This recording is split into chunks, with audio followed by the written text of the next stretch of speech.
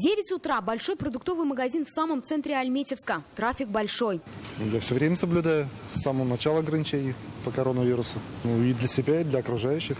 Полицейские проверяли гипермаркет полчаса. Ни одного нарушителя масочного режима. Выяснилось, при входе в магазин стоит охранник. Нет маски, предлагает надеть. Здесь их раздают бесплатно. Покупателям, которые заходят в магазины без масок, мы предлагаем одеть маску одноразовую. То есть мы обеспечиваем наших покупателей, стараемся соблюдать безопасность.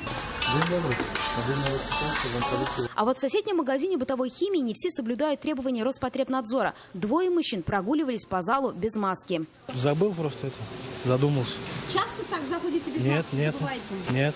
Если у одного в кармане оказалась маска, то у другого нет. С нами он тоже общался без средств индивидуальной защиты. Подзабыл. А у вас есть маска в кармане? Нет. Дома забыл. Нарушителям протокол. Завтра оба должны явиться в отдел полиции. Штраф от 1 до 30 тысяч рублей. А это уже большой торговый центр города. Не сделали и пару шагов, как встретили покупателей без масок. Как оказалось, не только молодые, но и пожилые нарушают требования. И в маске мы пришли, и вот буквально решили вопросы, и просто выходил чисто, скажем, человеческий фактор, и просто не успел одеть.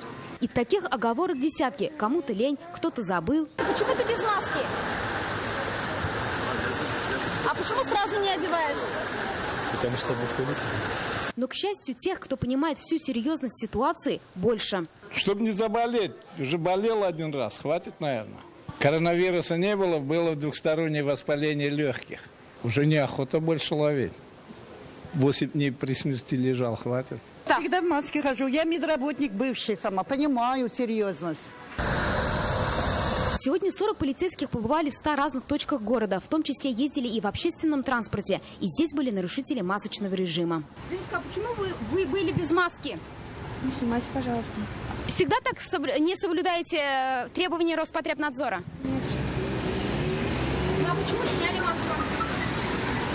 С начала пандемии коронавируса только по Альметьевскому району правоохранители выписали более 5000 протоколов за несоблюдение масочного режима. 300 из них на должностные лица и фирмы. Сейчас проверки усилены. Важно соблюдать все требования Роспотребнадзора ради своей же безопасности. Филюза Хамидуллина, Ирик Хабибуллин, ТНВ, Альметьевск.